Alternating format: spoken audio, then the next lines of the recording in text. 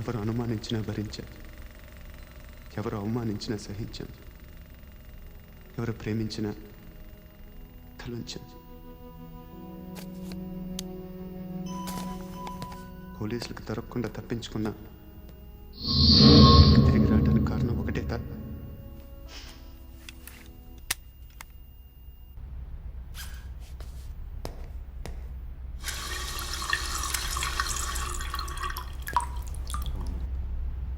మనల్ని కావాలనుకునే వాళ్ళని చంపడం నేరం, మనల్ని మోసం చేయాలనుకునే వాడిని చంపడం న్యాయం.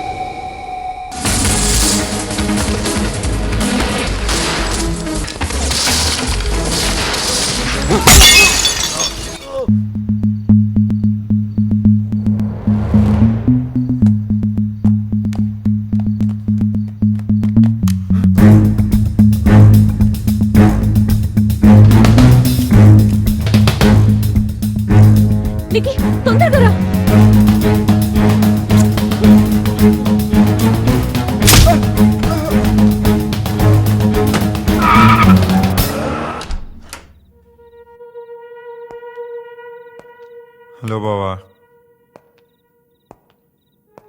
ఏం కావాలరా? అక్క గుర్తుకొస్తాను, చూసి వెళ్దామని వచ్చా.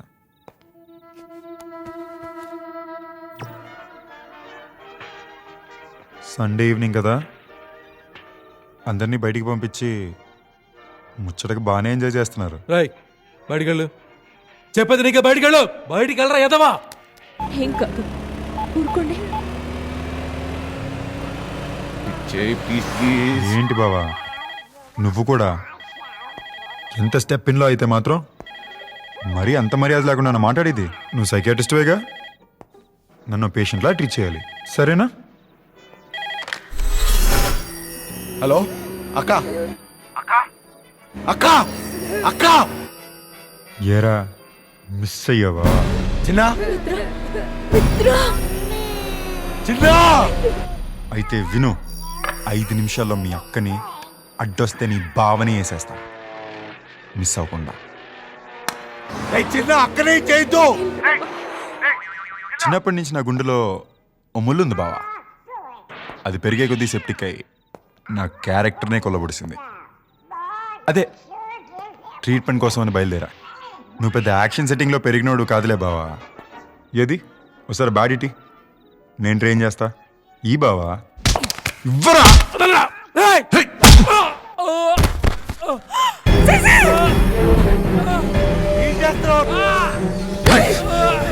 ఏం చేస్తున్నావురా? చిన్న అక్కనే చేద్దా. ఒక్క తల్లి బిడ్డలవురా. అవునా, నాకున్న ప్రాబ్లం కూడా అదేనే. అందుకే ఇద్దరికి పిండాలు పెట్టేదాకా నాకు నిద్ర రాదే. నన్ను ఒక్కలో ఇరికిచ్చి నీ తమ్ముడికి పట్టాభిషేకం చేద్దాం అనుకున్నా. ఇప్పటికీ నువ్వు చేసిన గౌరవం చాలరా. మా పిల్లల కోసం ఉన్న మమ్మల్ని బ్రతకని. అరే చిన్న ప్లీజ్ రా.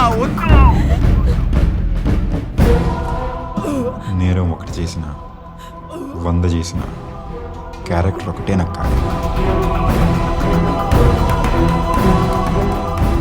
ఈ జన్మకి ఇదే నా అవతారం అనుకో. మనిషి చరిత్రే అన్నదమ్ముల యుద్ధంతో మొదలైంది. సెంచరీలుగా ఆయుధాలు మారినా యుద్ధాలు మారలే.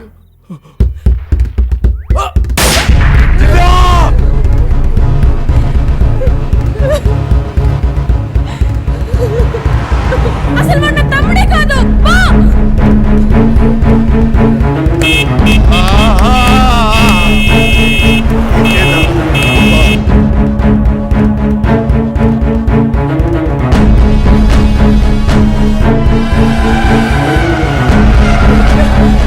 చూడరా